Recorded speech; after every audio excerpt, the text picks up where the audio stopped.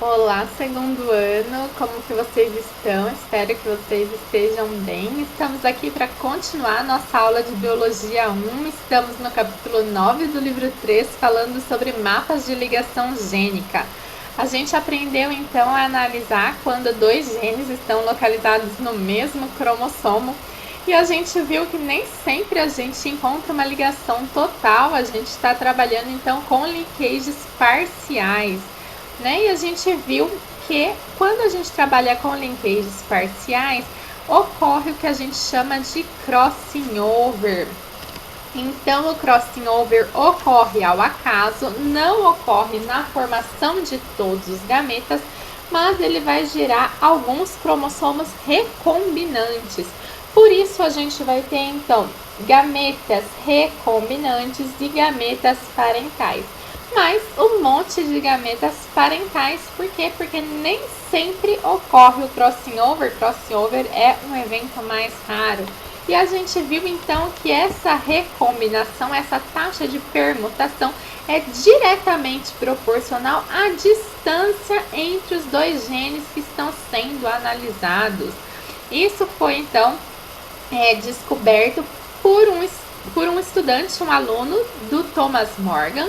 E daí então essa taxa de recombinação foi chamada, então essa porcentagem, né, foi descoberta por ele. E daí então a distância entre dois genes, né, é chamada de taxa de recombinação, analisada em porcentagem ou em unidade de recombinação ou em centimorgans, em homenagem ao Morgan. Mas então como que a gente descobre a taxa de recombinação entre dois genes, uma vez que é muito difícil ficar contando a quantidade de gametas? Gente, a gente não vai ficar então contando os gametas, a gente vai analisar a descendência dos cruzamentos. Então a gente vai olhar quantos por cento de indivíduos recombinantes a gente obteve, né? Então, quanto mais afastados estiverem dois genes em um mesmo par de cromossomo homólogos, maior deverá ser a taxa de recombinação entre eles. Então, a gente viu um exemplo lá das drosófilas, das moscas das frutas. E aqui na página 19 do livro 3, Biologia 1, a gente tem mais um exemplo para que a gente possa ver nessa parte superior. Então ele fala mais uma vez de um indivíduo homozigoto puro, cruzamos, né, um recessivo com um dominante. Lembrando que os genes estavam localizados no mesmo cromossomo. A gente está então com heterozigoto, Czão, Dzão em um cromossomo, Czinho, Dzinho em outro cromossomo. Estamos fazendo um cruzamento teste. Lembrando, o cruzamento teste é sempre feito com um homozigoto puro recessivo, né? Então, como que vai ser obtida a prole, os descendentes obtidas aqui, ó, segundo essa tabela aqui. Então, a gente tem a maioria, lembra, é parental. Então, quando a gente obtém aqui, ó, 903, 897, gente, esses são os parentais. Então, os recombinantes, como que a gente reconhece sempre os recombinantes? Os recombinantes são aqueles que estão presentes em menor quantidade. Lembra, crossing over é um evento raro. Então, aqui você já identificou quais são os recombinantes. Então, o recombinante será o Czão, Dzinho e o Czinho, Dzão. Então, gente, sempre os recombinantes vão estar em menor número. E como que você faz, então, para agora determinar a porcentagem da taxa de recombinação? Você vai somar os indivíduos aqui que você obteve de recombinante. 98 mais 102 vai dar 200. Divide pelo total de todos, né? Então, soma aqui 903, 897, 98, 102. Então, 200 dividido por 2.000 vezes 100, para dar em porcentagem 10%.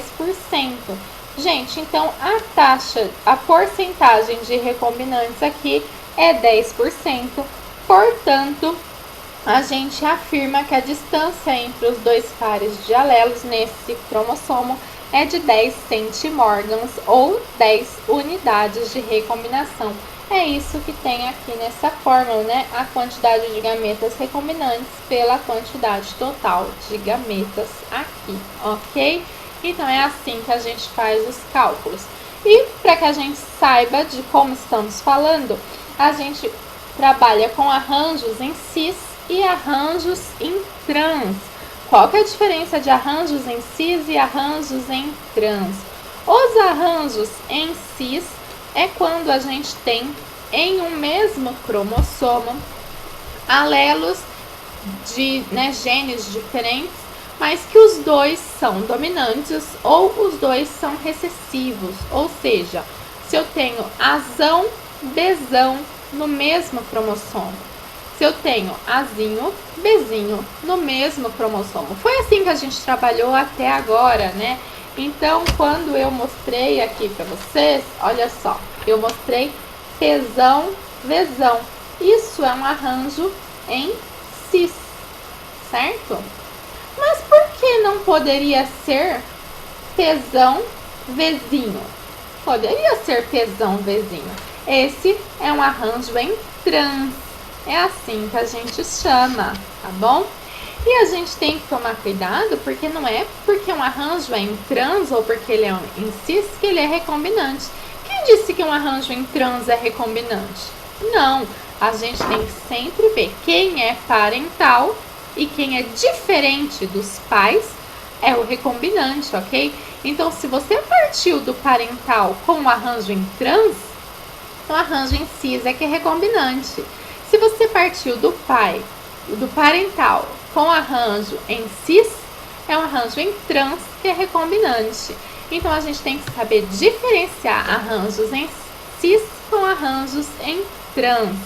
Então, lembre-se da forma como a gente demonstra. Você pode demonstrar tanto com os cromossomos desenhados assim, de pé e separados, como com os cromossomos desenhados deitados, como o livro traz aqui, ó, deitadinhos então. E pode ser tanto separados quanto juntos, tá? Tanto faz a representação que você faça, tá? Só prestando atenção quem é recombinante e quem é parental, tá? E como que você faz para identificar se o arranjo de quem partiu do parental era em cis ou se era em trans? Gente, lembre-se, o recombinante é sempre aquele que está presente em menor quantidade, certo? E agora a gente vai partir para a construção do mapa gênico em si. Então, gente, Thomas Morgan, ele e seus estudantes, né, continuaram estudando e determinando, né, como que eram as recombinações gênicas e as taxas de recombinação e conseguiram provar pela primeira vez na vida a localização física de um gene. Gente, o tal do locus gênico, aonde um gene está fisicamente. Isso foi, assim, algo extraordinário na genética, né, saber exatamente onde o gene está.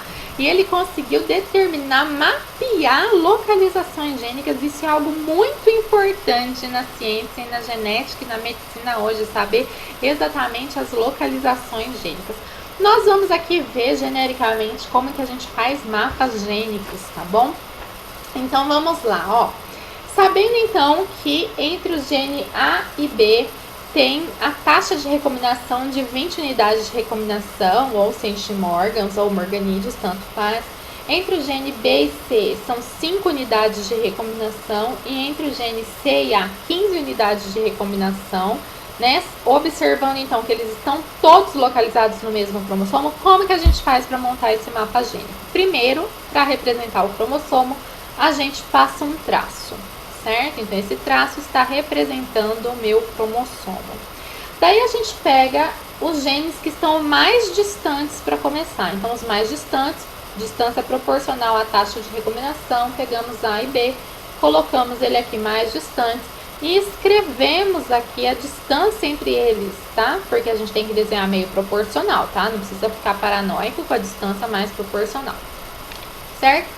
Daí você pega um que já está aqui desenhado. Então, ó, B já está aqui desenhado, entre B e C, 5 unidades de recombinação. Então, o B já está aqui, gente, o C pode tanto estar para cá, 5 unidades de recombinação para cá, quanto para lá, 5 unidades de recombinação para lá, tá? Até desenhei mais clarinho de cinza, porque não sei, né? A princípio não sei, pode tanto dar para lá quanto para cá. Existem essas duas possibilidades. Mas eu sabendo que entre C e A tem 15 unidades de recombinação, isso me prova que o C tem que estar aqui entre A e B, porque se ele estivesse lá distante, olha, ia ser 20 unidades de recombinação até aqui, mais 5. Então, ia ter que ser 25 de A até C. Então, o C não pode estar aqui, provando que o C está aqui. Portanto, o mapa gênico desses 3 gênios fica assim.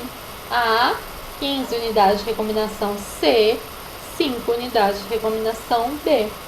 Então, a ordem dos genes nesse cromossomo é A, C, B. Sendo que as distâncias ficam assim, A, 15 unidades de recombinação C, 15 unidades de recombinação D.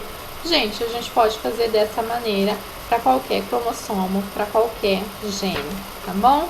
Espero que vocês tenham entendido. Até a próxima aula. Tchau, tchau!